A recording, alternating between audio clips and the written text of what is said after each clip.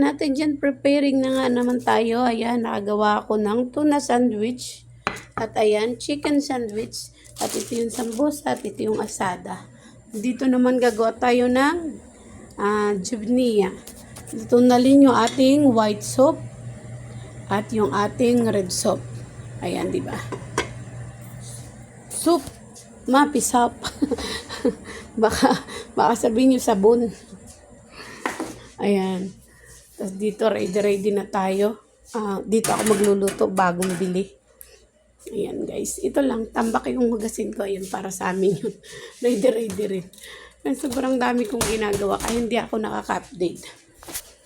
Mamaya, di ko sure kung makaka-update na naman ako. Kasi ako lang mag-isa, hindi talaga lumabas yung kasama ko. Pinapatawag sa akin, ayaw ko naman ako yung tawag ng tawag. Gusto ko magkusa na lang, kaya ayaw kong magtawag sa kanya.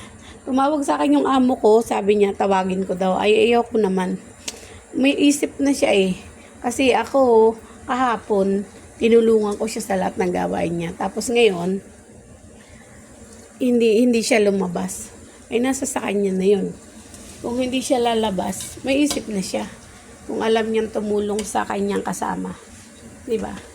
Natulong naman kasi siya sa akin lagi, kahit maghugas ng plato. Ang problema lang yun, talagang on the spot na kailangan na ng tulong, dun siya nawawala. Pag yung paghuhugas, andyan siya.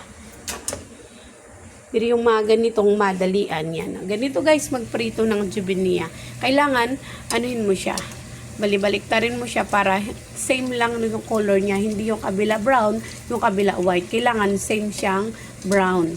Hindi masyadong brown para mas magandang tingnan. Kasi yung iba, sobrang brown yung pagkaluto nila. Pero ako, ayaw ko yung nagba-brown na todo. Gusto ko yung ano lang, yung light lang na pagka-brown niya. Tapos lalagyan natin siya. Naggumawa pala ako ng syrup kahapon. Sobrang dami. Ang technique guys sa paggawa ng syrup, lagyan nyo siya ng lemon para parang lasang honey. Kapag nilagyan nyo siya ng lemon, lasang honey yung magiging texture ng inyong syrup.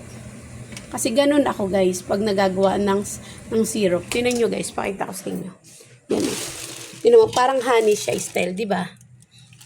Tapos sobrang lapot niya. Hindi naman siya hindi naman siya masyadong matigas, pero tamang-tama talaga siya para sa para dito sa mga ginagawa natin. Sa gemat, sa jubnia, tsaka sa iba pang mga nilulutong mga pagkain. Yan, kaya yan guys. Iniwan ko. Kaya yan, nag-brown na ng todo. Yan, ahonin na natin guys kasi ayoko yung masyadong brown. Gusto ko yung mga ganyan lang.